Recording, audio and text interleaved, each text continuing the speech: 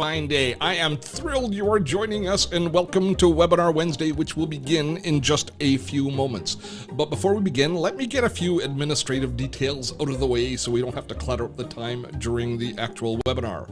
First, this webinar is being recorded and it will be available in replay on both Facebook and on YouTube. We leave the replays available to you for 1 week after the webinar is broadcast, and then after that we take the webinars and we archive them for the purpose of our patrons. More on that in a few moments.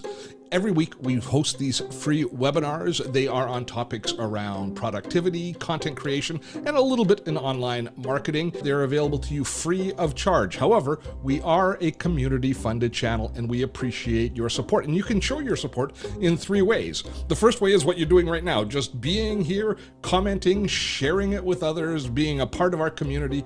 We appreciate that. But in a more practical sense, you can also support us through the Super Chat, which is available to those of you viewing on YouTube. You can always give us a tip if you find something incredibly valuable in what we share. But our main way that we support the Dottotech channel and Webinar Wednesday in particular is through the generosity of our Patreon community. If you drop by patreon.com/Dottotech, you can support us financially on a monthly basis here, keeping Webinar Wednesday on the air. But there are perks. Oh, indeed, there are some fantastic perks. The most important of which is we archive each and every one of these tutorial webinars, and the entire catalog is available to our patrons. Now sit back and relax. We appreciate you being here, one and all, and today's webinar is going to be something special starting in just a few moments.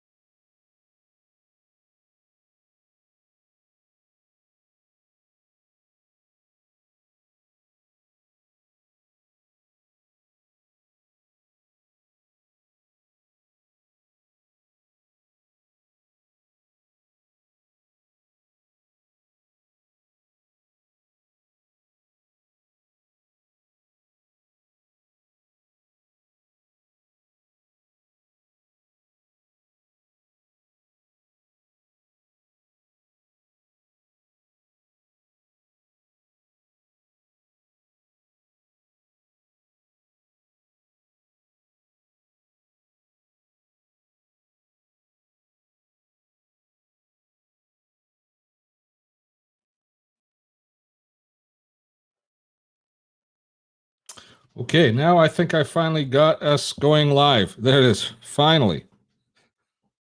Okay. Wow. That's that was an adventure.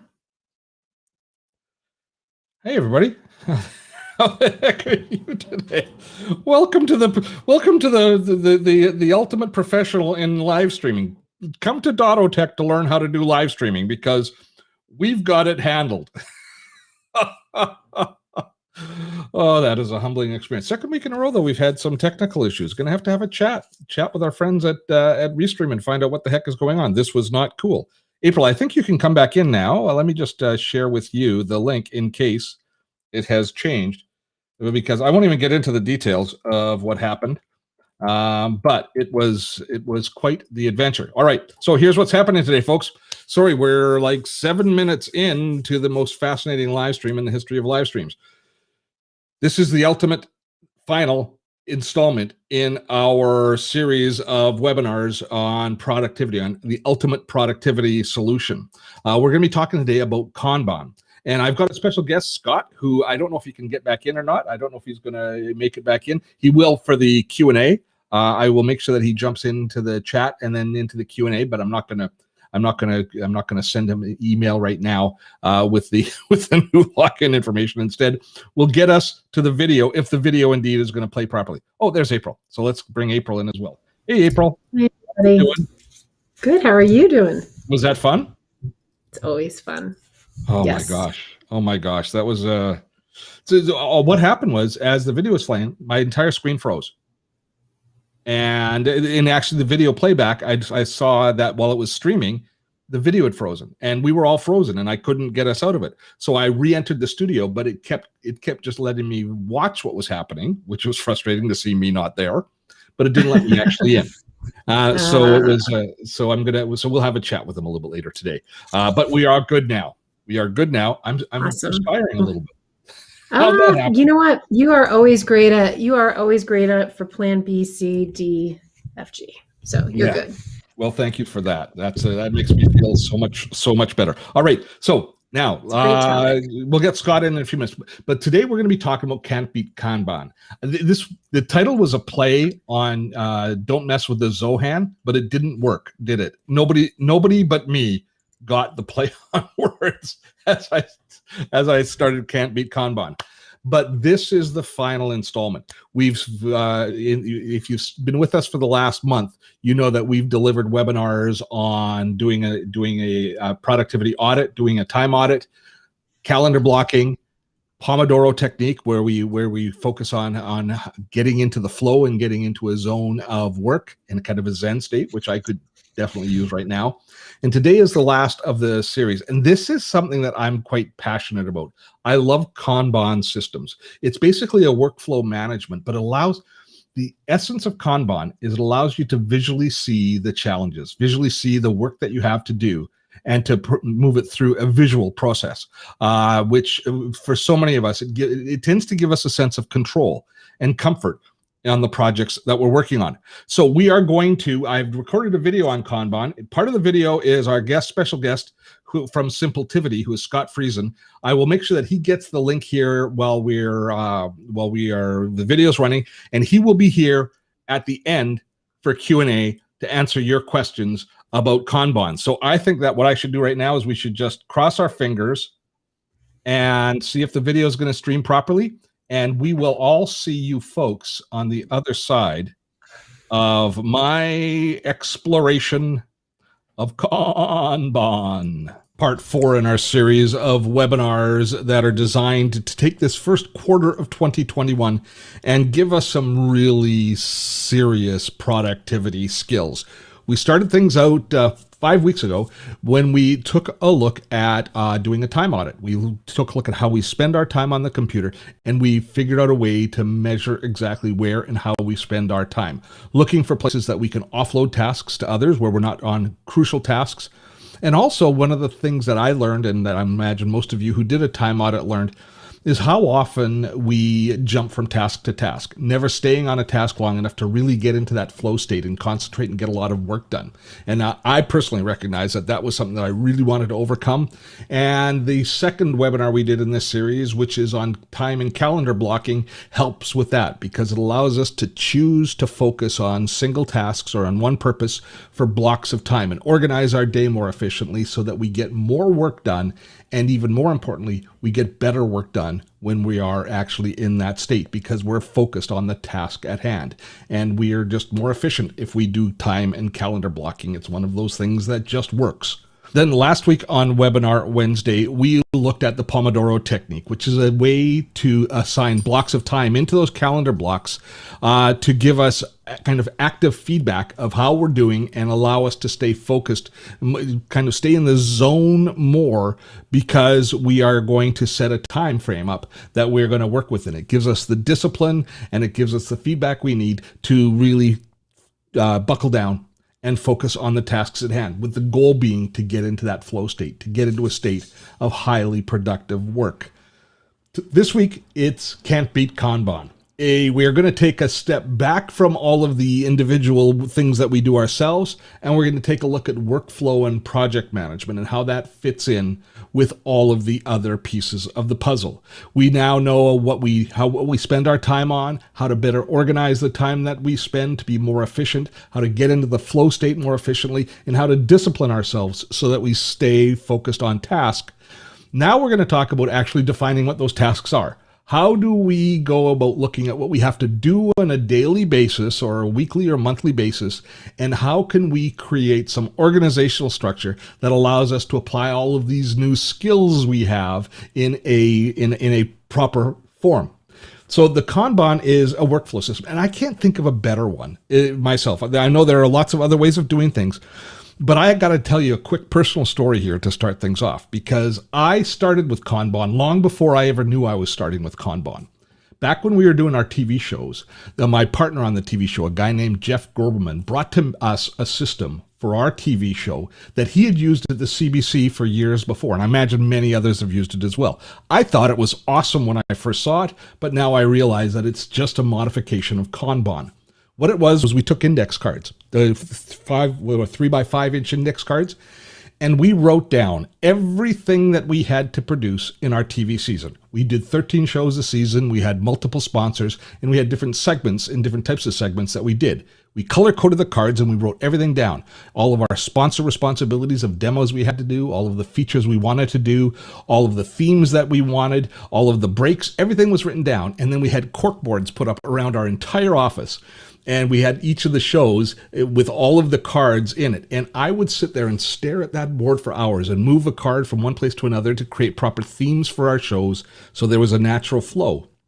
We put times on the cards so we knew we had the right amount of time to time out the shows. It was a brilliant system, and it really, I always knew exactly where I was, even though we had multiple shows being taped at different times. I always knew from that visual representation of our season laid out on those corkboards, I always knew exactly where I was and what was expected of me at that time and what was coming up in the rest of the week. Now, I thought Jeff was some sort of incredible productivity and organizational television producing god because he had brought this wonderful system to me and exposed me to it. Now I recognize that it is merely a form of Kanban, which is what we're going to be talking about today. Jeff was still an awesome business partner and a terrific TV producer. So let's go through what we're going to cover today in today's webinar. I'm going to give you a bit more of an overview on Kanban. We're going to lay out the pieces so you can understand the pieces. And it's so simple. One of the beauties of Kanban is nothing is simpler than Kanban as far as putting it together, a workflow system. It can ultimately deal with very complex things, but the system itself, quite simple. I'm going to do a short demo. We'll show you how we set it up and concentrating on this visual process. All of the different tools that we use reflects the fact that Kanban is a visual system. You see what you have to do. You see time reflected on the page in front of you or in the cards in front of you. Then we're going to talk a little bit about the keys to Kanban, and we've got a treat for you. I did an interview with Scott Friesen, who is like the Trello god. Nobody knows more about Trello than Scott. Trello is one of the really famous Kanban apps. So Scott's going to talk to us about how different things keys that you need to know in order to implement Kanban effectively, should you choose to do so.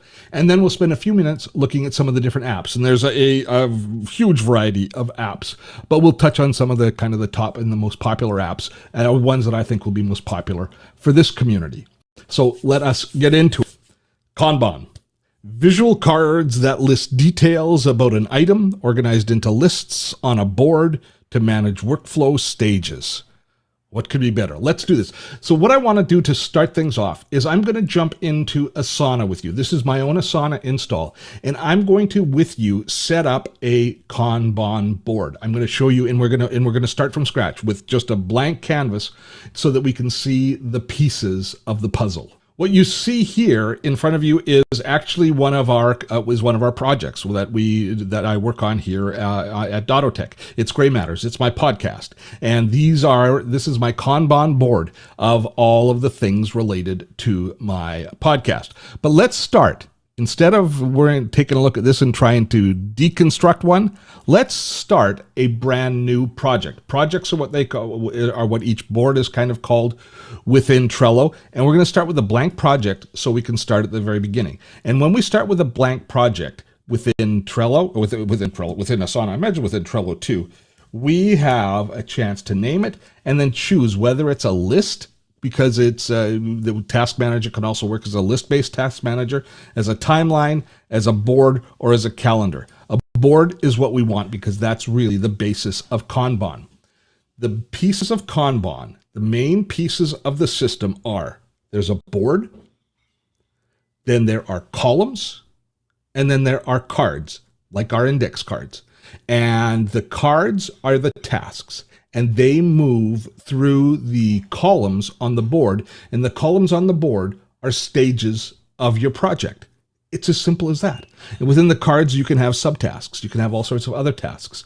So you can see here, this is actually the simplest Kanban layout you can ask for. There's stuff that we want to do, stuff that we are doing, and stuff that is done. It's as simple as that. Are you disappointed? Were you expecting more? This is Kanban at its essence. So what we do is we create tasks, and the tasks are cards.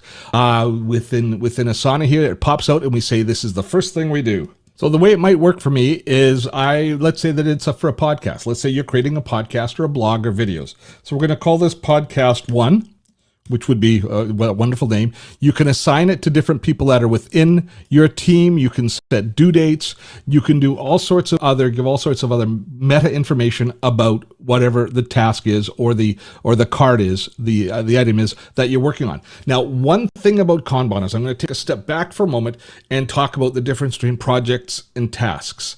Projects are your overall projects, and they consist of a series of tasks to get things done. One thing that you want to avoid is turning a whole project into a task. So learning what should be an entire project and learning what should be a task is something that you're going to have to pay attention to and learn and evolve as you go. So, but the way that I look at it, the overall podcast that we deliver is a project, and the individual episodes are tasks. Now, within those individual episodes, we have subtasks like record the podcast, editing the podcast, and publishing the podcast. I mean, at its simplest form, that's what we do when we create a podcast. So now we've created this, and we can, as I say, we can set a due date for it. Now, once we've done that, it's identified here as a card, and we can go in and we can look at details at any point within it. But this is a Kanban card now, as far as I'm concerned. One of the nice things about Asana, and I'm sure the other apps will do this as well, is allow us to duplicate the task, and it'll duplicate all of the subtasks within the task. So I can make this podcast 2. And then I'm going to create another one, which will be, you guessed it. Oh, say it with me. It'll be podcast 3. And I just want to have 3 so I can show you the process of working our way through. All right. Create that as a task. There we go. So now we've got these 3 podcasts ready to go. And let's say that I am now ready to start working on the first podcast. All we do, it's so satisfying. Click on it, drag it across, and now it's in our in progress. So I know when I take a look at Asana that this in progress is what I should be working on right now. And then I can go into the task and I can say, oh, I have to record it. Once the recording is done, I can check it off. Once the editing is done, I can check it off. And once the publishing is done, I can check that off. And at that point there, I can say this entire project is complete, and it will actually change and it will gray out when you have more, like if you have a header image for the project and stuff, which I'll show you over in my own real podcast software, it will actually give you visual representation there. But do you see what's happening here? I have a visual representation of what's coming up, what's been done, and once it's complete, I can put it over to complete. Now you can add more columns here as there are more detailed stages of any project you work from. But essentially speaking, this layout here is exactly what a Kanban board is. Now, what does this look like in the real world? Let's go back to that board that I was just sharing with you, which is our Gray Matters board. And there, I've got a couple of extra items. And this is just set up the way that it works for me. Everybody's going to set up their own. I set up templates. I have a column of templates so that I can always quickly duplicate the process, because if I open up the template, you'll see that we have all of these subtasks within the template of what we do, of creating a theme mail, writing the episode description, recording all of the elements, packaging it up, editing and outputting it, writing a blog post, uploading it, scheduling it, and creating the social. So I have all of those different tasks that are included every time we create a podcast. So it's much easier than me entering those each time, is just duplicating from the template every time. And then just because I added a header image. You can actually add a simple header image to the tasks, and it can be different types of graphics, which will help identify things even more clearly. I think we do have some of them over here. We actually have the thumbnail. Well, once we're into the archive here, which is post-production, we've actually replaced the thumbnail with the actual thumbnail of that podcast itself. So it's kind of a nice way to look at things. But I've set up one column here for templates, second for just ideas. This is my catch-all of any ideas that I can quickly convert into a podcast once the ideas have matured. Then I have pre-production, which is lining up the interviews, gathering the resources, starting to put together, for example, in the webinar one in my webinar Asana board, I'm gathering all of the different resources that I might be using to share in the shared note. And then there are the ones that are actually in production. Because we record it in pieces, sometimes I'll be doing an interview several weeks before the podcast is actually published. So there can be multiple ones in production at the same time. And then once the production is done, they move over into the archive column because they are complete. I can check them off as finished, and then I move them across as complete. And here is, where's actually this one here right now.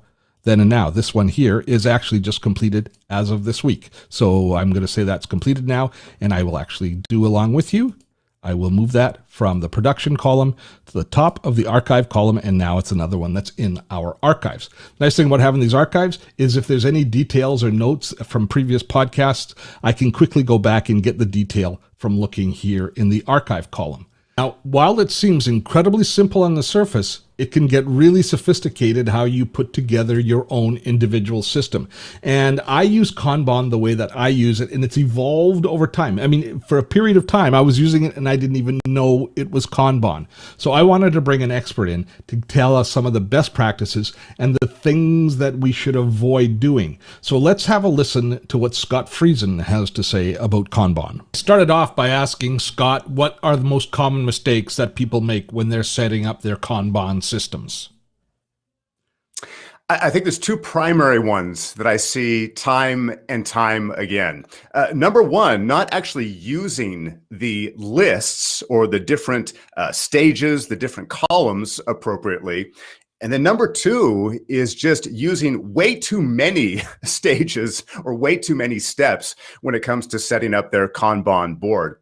So, the first one, when someone often is first introduced to something like Trello or Asana, and, many of our productivity and project management tools can allow a board view or a Kanban view of some kind.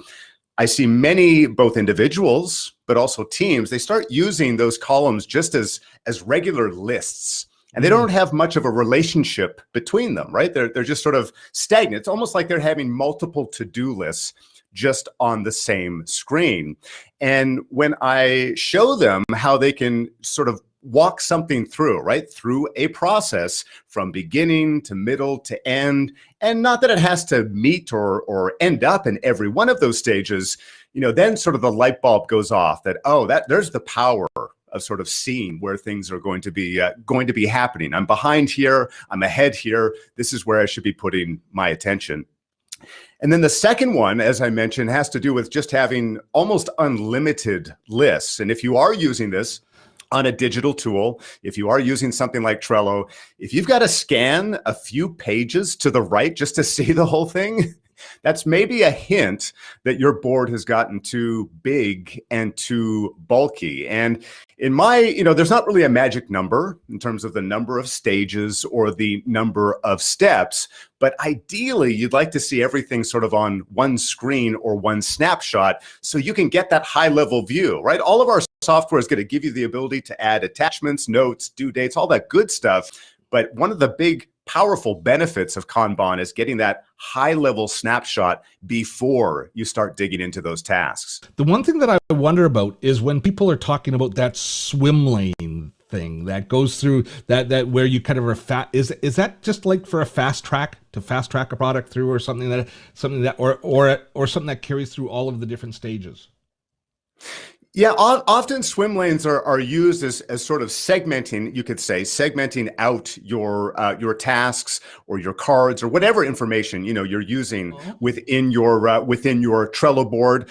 Sometimes it can be a great way to segment things out by either department or a label or some other category that you choose. Instead of having it all bulked up into one list, you can sort of separate it out into multiple lists as well. Maybe it's resources, right? Maybe it is members that you're working with. So if you're doing a bigger project where you have 3 people who have responsibilities for things, you could use the swim lanes to put each individual's responsibilities for that stage. Would that be a way of doing that?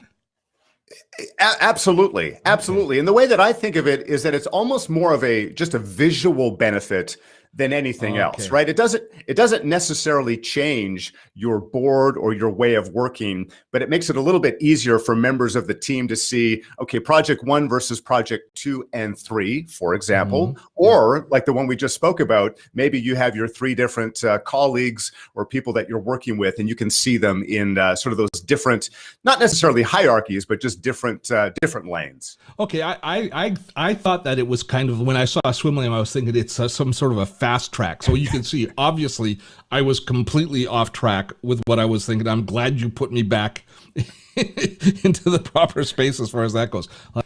Do you typically, when people are starting out, start them with a single project, like within an organization? Do you because people are coming from some other task and project manager typically, do you try and do a full migration as people start, or do you try and take it kind of project by project?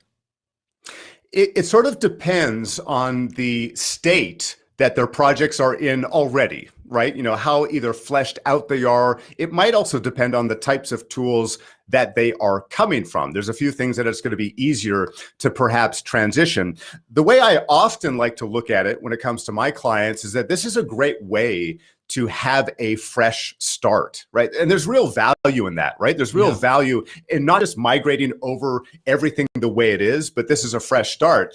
Something that a lot of people are surprised about when it comes to myself and my own personal productivity is that when I upgrade to a new phone, to a new smartphone, and I only do it roughly every 3 years. I'm not doing it annually, but I almost never use the transfer over feature. I actually use that as an opportunity to sort of start fresh and ask myself, okay, what apps do I want to actually continue using? Do I want to lay out a little bit differently here? This is my opportunity as a fresh start. So when it comes to your Kanban board, if you're coming to Kanban or transitioning to Kanban, I think that could be a great opportunity. You've got a fresh start, you've got a fresh slate to start clean. Do you need that many stages? Are your departments or your labels or your categories, are they still relevant in that way? So it can be a great sort of refresher as you're starting new within this system. One question that I always have, and Mike Vardy and I have talked about this a fair bit, is should your system, like I know you're a proponent of Trello, which is an awesome system. Are you a proponent of people having a tool like Trello set up for Kanban for project management, and then having a personal task manager as well, or making sure that you just use a single system for all purposes? I've sort of changed my opinion on this question over the years. As I strive to help people make their digital lives a lot more simple, as simplicity should suggest, I often encourage people to keep their software and their app toolbox relatively small, right? Fewer tabs that are open, fewer apps that you have to click on. However, different apps have different strengths and different weaknesses. And so I would hate to encourage someone or to force someone to stay within a particular box or within a particular app if it's just not going to do the things that that they want it to do or make their lives that much easier. So when it comes to Trello, again, in my opinion, an excellent project management tool. One of the nice things about Trello, I think, compared to many of its competitors, is that it's really easy for those who maybe don't have much experience in a project management tool. You can be up and running with something like Trello or many other Kanban style software in literally a matter of minutes. You don't have to send someone a full hour tutorial to get started within the system. It's very, very visual. But yeah, if you want to use Trello for certain projects, but maybe Asana or Monday.com or Notion or something like that works better for something else, then by all means. I think as long as you just have maybe a few either definitions as to what types of projects you're going to be using for what types of software. Mm-hmm. And I think for people who are freelancers, quite often they've got to work within multiple environments. So they might have one client that uses Clickup and another client that uses Basecamp. And so they've got to be flexible as far as that's concerned. Now, when you set up your Trello account, do you keep all of your personal stuff, all of your personal to-do and tasks in it as well? Or do you use a separate app? So actually, as many of my followers may know, my primary to-do list happens to actually be my calendar. So I'm a big proponent, and I don't just mean time blocking. I know many people are familiar with time blocking and putting important things right on the calendar. But something that I have found most effective, very simple, but yet most effective, is actually using the all-day event area within any of our calendars. It doesn't matter if you're using Google Calendar, Outlook, or something else, is using that all-day event area for my most important tasks. Because number one, you can't get rid of it. Doesn't matter how far you scroll up, it's haunting you up at and the down. top of the page all day. It's there all the time. It stays up front. And the other benefit, which I find, is that seeing the relationship between those tasks and everything else that is on my plate. I find that too often, we get so locked into a tradition, what I call a traditional task manager, like maybe Todoist or Trello or something like that, but yet we don't have our calendar up at the same time. So we're making these decisions about what we should be doing, but then we forget that, oh yeah, I've got that half-day meeting tomorrow. There's no way you can do all this thing here. But if you don't have it on the screen in front of you at the same time, it's hard to make those decisions. So my primary task manager happens to be my calendar. But when it comes to projects, when it comes to actual projects themselves, that's where I'm using Trello day in, day out. Yeah. What I've been actually saying through this entire sequence of webinars is there's no right way to do this.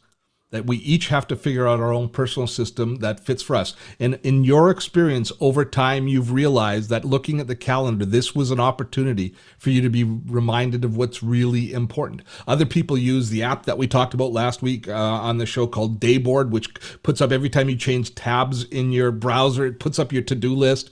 They use different reminder systems that's going to tweak you. The bottom line is, it gives you the confidence to know that what has to be done, you're being informed about. Doesn't mean you're going to do it, but it allows you to relax and know that things aren't slipping through the cracks. And so you don't have to keep those open loops going in your mind. So you can concentrate much more on the work at hand. Absolutely. Absolutely. And like you said, it's a bit of trial and error, right? Finding out what works for you and what doesn't. So when people start out with Trello in your consultant, at what point do they know that it's going to work for them? How long do they spend in the zone before they know that, okay, it's becoming second nature. Trello is going to be the tool that's going to carry the day for us? Well, one of the funny things that I see happen all the time, and I've actually started recommending this to teams who are brand new to Trello, or they have perhaps components of their team who are going to be coming on board to Trello, is I encourage them to get a little creative and have a little fun with Trello. In fact, encourage members of your team to try Trello out for something that maybe like a home repair project, or maybe they're planning a family vacation or something along those lines. Because if you're doing something sort of creative, something that you're really passionate about, and hopefully we're passionate about our work and our business as well. But if you do it for something else, I find that a lot of people often adapt to it a bit quicker, and you'll also get other champions involved as well. So if you happen to be someone who, you feel strongly about the tool, and this probably goes for other pieces of software as well, but if you can get other champions and get that light bulb switched on, that can go an awful long way. I think where Trello in some ways, revolutionized this idea of a visual project map. And I don't want to give all the credit to Trello. We're really talking about Kanban, which is much older, much older than Trello. But Trello was maybe the first one to maybe bring it to the masses. It was popularized it for sure. Yeah. In a digital format. And so I think people, coming from something like Microsoft Project, for example, or coming from an Excel spreadsheet, Trello or Kanban is just a breath of fresh air. And often it might only take a few days for people. I like this. I like being able to just drag something over. I like getting to just seeing the headlines of my cards, but yet I can dive in deeper with my attachments and everything else that I want to include there. I know an awful lot of marketing teams, anyone who's putting together perhaps a social media campaign, they love Trello because of the visual aspect, right? You can have images on the front of the cards and that type of thing. So I think just being a little more tangible, breaking out of all those rows and columns that we're so used to in a traditional spreadsheet, that's often where a lot of people get on board. Two aspects. Visual gives you a sense of control. And progressing through a system that you can see gives you a sense of accomplishment, which I think is ever so important as well. And that's one of the things that I like most about Kanban is seeing the tasks migrating through. And with a traditional checklist, once you've checked it off, quite often it'll disappear. So you don't have that sense of satisfaction that I've done that. Whereas the card sitting there grayed out saying it's been done, it's been taken care of. That's good. I see so many people get excited about, what are we going to call the last column? Is it done? Is it complete? Is it finished? Is it hooray? What are we going to name that last one? Because people get a lot of kick out of getting it all the way over to the right-hand side. Now, this video is going on a little bit longer than my normal one. So instead of me sharing all of the tools that we have found relating to Kanban and the other resources, the shared note, which we'll be sending you immediately afterwards, has a list and links to all of the software that supports the Kanban system, as well as some great guides that I found online to get you started, to teach you the principles of Kanban. And there are some indeed wonderful guides and tutorials out there, not to mention the terrific resources that you're going to find at Simpletivity, which is Scott's site, which we'll also be linking to here now. So let's get back and let's jump into questions and answers right now. So I am back. There was good active chat. It's the first time, I think, April will have to correct me. It's the first time since we've been doing Webinar Wednesday as a live stream that we've had to ban someone for coming on. And I would have thought somebody would be trolling us or being insulting, but no, the guy was saying, can I have some work? But that was great. I felt so powerful blocking him. It was just great. Let me bring on, April's going to be working in the back room for the rest of the show, because we're going to bring Scott in, who is now intimidating me because I realize that my community thinks you have a better voice for radio than I do. I've been enjoying the comments that have been coming in, and I wanted to ask everybody if you have any web development projects for me. No. I won't go. And we are now. I'm just kidding. See, I can do that. Hey, now everything is working smoothly. Yes. Yeah. Oh man, we had an adventure coming in. It was a good. Well, thanks for spending the time with us, Scott. I wish we could have introduced you to the community before, but the way things worked, it was a great conversation. So here's the deal. I'll just do a little bit of business, and then we'll spend the rest of the hour. How much time we got? Yeah, we got like 20 minutes, and we will answer as many questions as we can. Are you up for that? Sounds great. I'm here. Okay. So I didn't, off the top of the show, thank all of our patrons at Patreon, which this Dottotech is a community-funded channel. We're supported through the generosity of our community, our patrons, through the crowdfunding site Patreon. If you visit patreon.com/Dottotech, you can see exactly what's involved in supporting us. But basically, people step up to the plate and they say, Steve, we value these free trainings that you do each and every week, and we like to support you. And so at $10 a month, people get obviously they support our continued ventures here of creating tutorial content such as you're enjoying right now. But the biggest key for our patrons is each one of these webinars we make public for a week, but then we archive them in our Patreon archives, Webinar Wednesday archives. So all of our patrons have access to, this is our 162nd webinar tutorial on a variety of topics, from online marketing to content creation to productivity. So I want to do a big shout out and thanks to all of our patrons. Any of you considering becoming a patron, I think that is a great decision for you to make. And just before we jump into and answer all of the questions coming up, next week, we're going to take a little bit of a holiday from productivity, and we are going to share with you a beginner's guide to podcasting. Podcasting has exploded, my friends, since the beginning of the pandemic. The number of podcasts that are being published has practically doubled, but still, it's a fraction of the number of YouTube channels or blogs that there are. There's tremendous opportunity in podcasting. We're seeing a growth in online audio. Certainly all of the furor around Clubhouse has got people re-engaging and interested in it.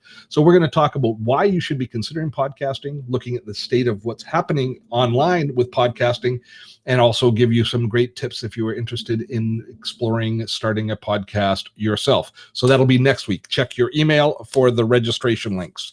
All right, Scott, let me go across here. Oh, are you pumped? Are you pumped for the questions? I'm ready. You know, a first one that I've enjoyed seeing in the comments over the course of today's webinar so far is the pronunciation. I knew you were going to go there.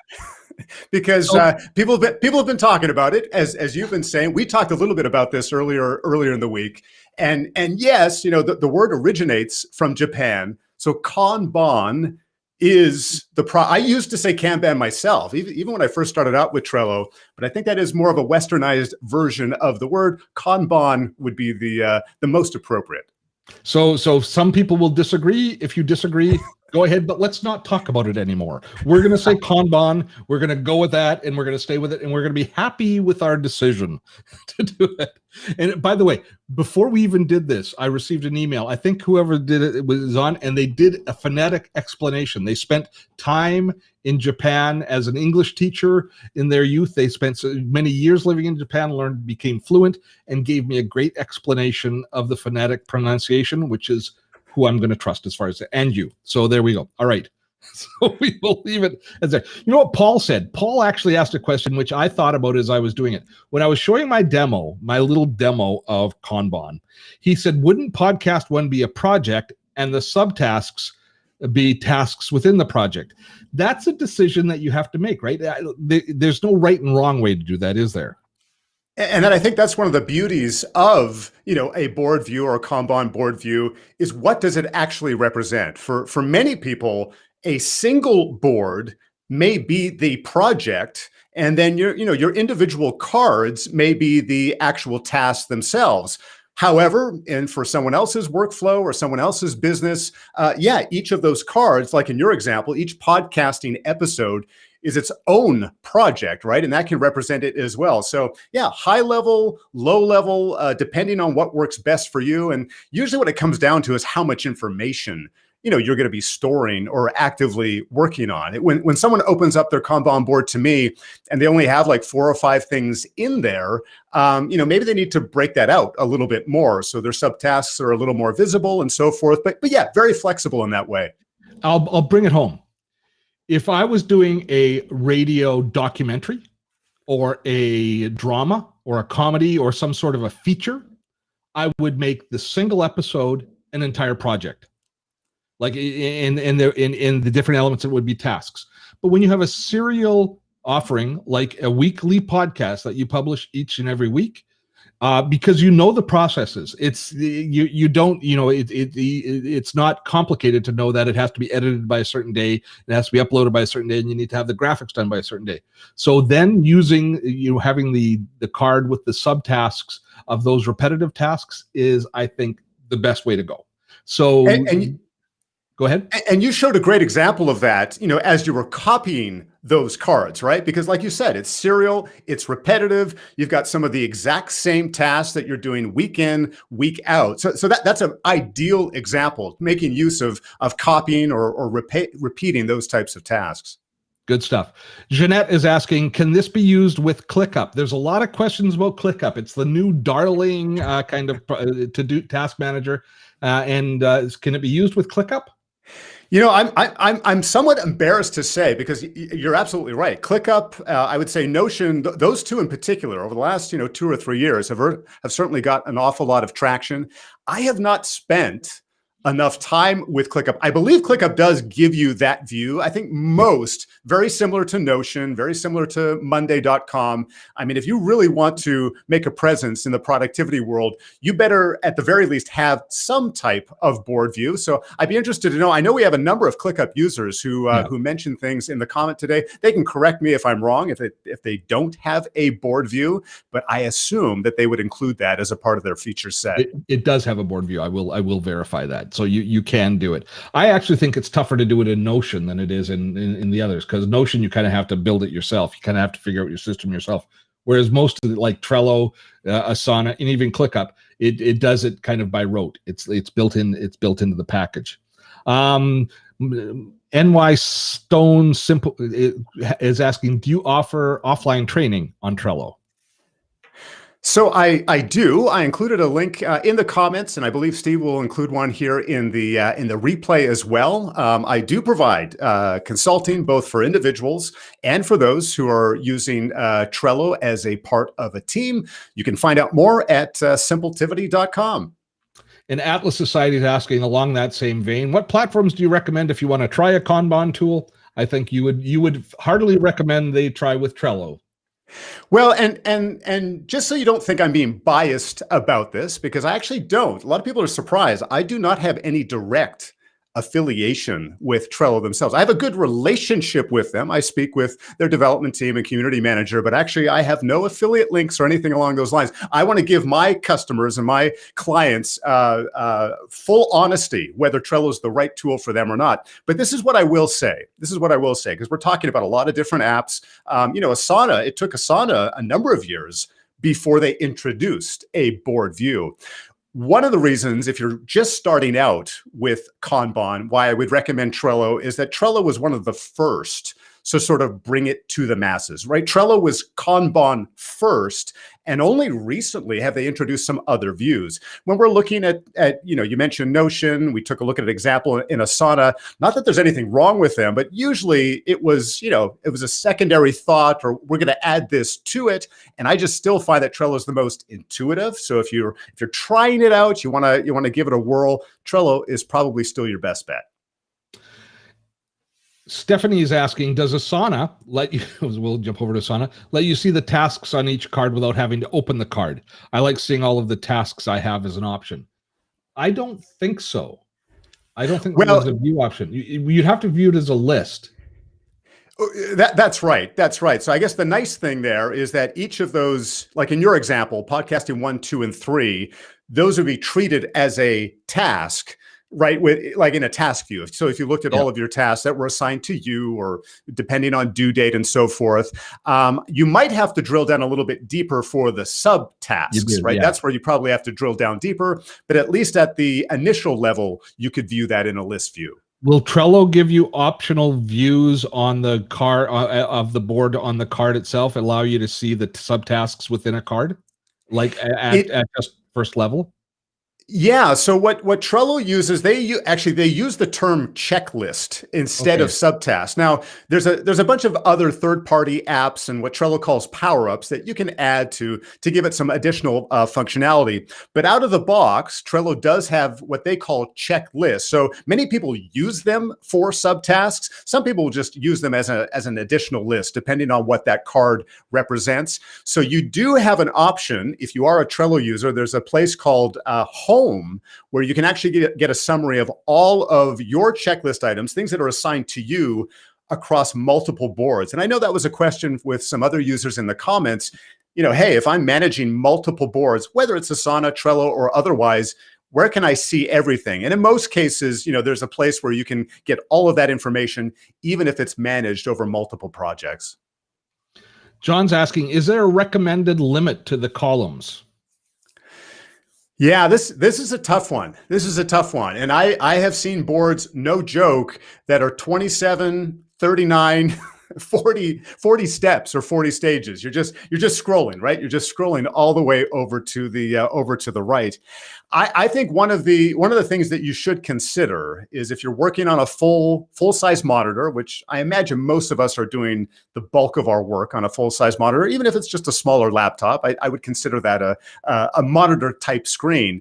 Is things that you have to scroll to the right often get either neglected, they often get forgotten, and they almost die, right? If you don't see it there in front of you. And I think one of the great benefits of a Kanban board is getting that snapshot view, right? Like to be able to open it up in just a few seconds. Okay, where am I at? Where are things going? What do I need to do next? And so if you have so many columns, if you have so many lists that stretch out to the right that you can't really get that overall view, maybe we want to tear back a bit. A couple of things that you can think about is if you're using things such as labels, for example, which is a pretty standard feature with any Kanban board application, those can represent almost like micro stages or micro steps within the same list. You don't always have to be moving every single change over to the next thing. There might be a subtask or a checklist or other things that are happening as a part of it. You just want to identify what are the key stages, right? What are the key steps,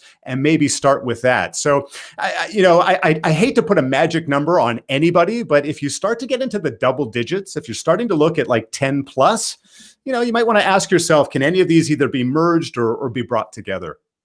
And while we were talking about it, while you're mentioning, identifying things as you go along, I think we always have to come back to, for me, and maybe it's because of the way that I was introduced with it in the physical form on the corkboard, is recognizing that this is an incredibly visual medium. And so everything you do, you want to have in front of your eyes at a time so that you can understand the complete picture. And so limiting the columns is, I think, a great idea, kind of keeping it to your screen, but also then looking at the other features that are built into the application that you can use to help you identify things even more, such as using colors effectively on your different tasks and that sort of thing, so that you can color code things. And if you can color code it across your other applications too, I mean, you're a rock star. But looking in and choosing to use those things. I mean, even just using the thumbnail images that I use for my podcast, for my header image with the final podcast that it's going to be. So I see the podcast number, I see the title in the thing. It just adds to my sense of satisfaction, but also my comprehension as to where I am. Well, and the great thing about colors, labels, categories, whatever you choose to sort of segment out your work, not only is it very visual, but most applications will allow you to filter by those same categories and labels. So, many times I'll have someone come to me and the problem is that their Trello board is overrun. They've got too many things staring back at them. And I show them, well, listen, if you only want to focus on a particular department, let's say some of the labels refer to departments, we can just work in that mode. You can hide everything else and just focus on those things. Hey, you want to just see the things that are due in the next 48 hours? Let's just get rid of everything else and just focus on those things. So even if you have a large number of projects or cards or whatever those tasks represent, you can often filter it down. And yeah, labels, categories, great way of doing so. Like having multiple calendars in Google Calendars. You turn off everything but your personal calendar so you don't see all the work stuff. So you see what you have to, what's important there. Let's stay on this kind of how Kanban can help with information overload. Julia's asking, I use Trello and I do create lots of different lists within one board. Otherwise, I fear I would have too many boards. How do you manage scheduling and prioritizing across multiple boards? Because I think you're a fan of creating lots and lots of boards, right? I'm somewhat in the middle. I usually need to have a pretty specific purpose to create a new board. I think that's one of the fallacies, I guess you could say, that we often fall into when it comes to productivity technology. It doesn't cost us anything to create a new project, a new label, and that type of thing. But that's a fantastic question. When it comes to Trello specifically, really one of their Achilles heels is that it was really tough historically to see where you were at without physically having to jump between those boards, right? It was hard to see a higher level view. Now, the good news is that just earlier this year, in fact, this is quite new, Trello has introduced several new ways of looking at your data, including different timelines, a table view where you can actually bring in information from multiple boards. And it doesn't have to be all of your boards either. Maybe you've just got 3 key boards and you want to see that all on the same screen. So Trello has actually made it a lot easier for you to do so. Here's another quick tip that I often give people. It's been there all along. If you click your profile picture in the top right-hand corner of Trello and then select cards, it's going to show you all the cards that are assigned to you across all of your boards. Now, the key is it has to be cards that are assigned to you. So if you only use Trello for personal, you probably don't have many, if any, that are assigned to you. But if you are working with a team, that can be a really helpful way of getting that view. You've introduced the idea of using it as a solo tool. So one question that people are, Jerry's asked, what's your suggestion for single users? Yeah, I mean, for single users, it can be an excellent brainstorming tool.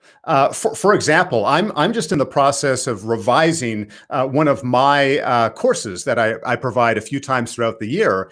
And I've started with Trello, sort of breaking up my columns into the things that I like, I don't like, and then that's going to branch out to actually executing on those tasks. But the nice thing, because most Kanban boards are drag and drop, it's just very easy to visualize, as we've said already. It can be great to brainstorm that information. I remember, no joke, before I was introduced to Trello, a little over a decade ago, I would sometimes pull up a blank PowerPoint presentation and I would give each slide a name, like just a title, so that I could go into the full grid view where you can see all of your slides, and I would start to reorder things around. And this was sort of my project planning. Instead of using Post-it notes, on the wall, little did I know I was kind of doing an ad hoc Kanban board using a tool that's certainly not designed for that, but using PowerPoint in order to do that. So Trello can be fantastic for brainstorming on your own. The other thing that I will use, this is a bit of I wouldn't say it's a hack, but it's an additional use of the comment field, whether it's Asana, whether it's Trello, whether it's elsewhere. Even on my personal boards, I will often type in something into that comment field because it's all time stamped, right? Everything has a time and date stamped on it. So if I'm working on a project, I can say, yeah, I completed such and such. I don't have to add the date manually. It's added there for me. I can go back and see the history. When did that client get back to me? If I'm using it from a sales pipeline or almost like a CRM type of use, it's all there. So the comment field, even if you're not collaborating with anyone else, can be a great way because of the timestamp feature. Now, what you're hearing is me years ago with Evernote, whereas what Scott was doing was he's trying to do everything in the app that he knows best, and I did that for a long time as well in Evernote. We are going to be sharing with you in the note a pair of tools that I think has a lot of potential. It's called MindMeister and MeisterTask. And MindMeister is a mind mapping tool, which allows you to kind of spitball and put things down and create relationships between different elements online. We're planning an upcoming webinar soon on mind mapping, and MindMeister is one of the better offerings. There's a lot of good ones, but the reason that I'm excited about it is that company has now released a Kanban tool called MeisterTask, which should work really nicely together, and I think is going to be worth exploring. I've always liked the energy and the way that they've been putting their stuff together, so I think that's going to be a potential contender as we move ahead. We have one last question, and that is: do you use Todoist at all? Not as a key tool. No, okay. No. Andy's asked, several people have asked that they've now added a board option to Todoist, and that might be a good solution. Especially, I don't think Todoist is a great team tool, but if you're looking for a single user tool, Todoist might be a nice option to look at as well.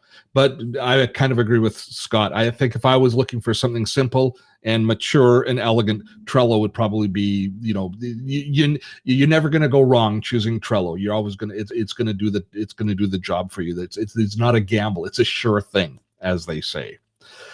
Scott, this has been fun. Have you enjoyed it?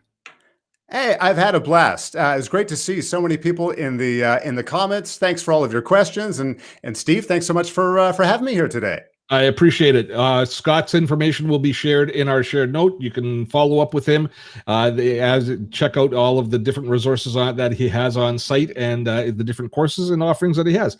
And of course, his YouTube channel, especially if you're into Trello, his YouTube channel is, well, it's the one that we all go to when we have questions on Trello. Scott, thank you, sir. Thank you.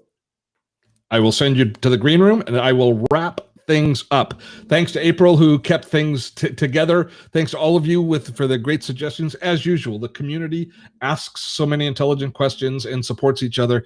It makes me smile each and every week that we deliver Webinar Wednesday. Sorry about the technical problems off the top. We will try and get those sorted for next week, but we will see. It's always an adventure. That's it. Next week coming up, podcasting.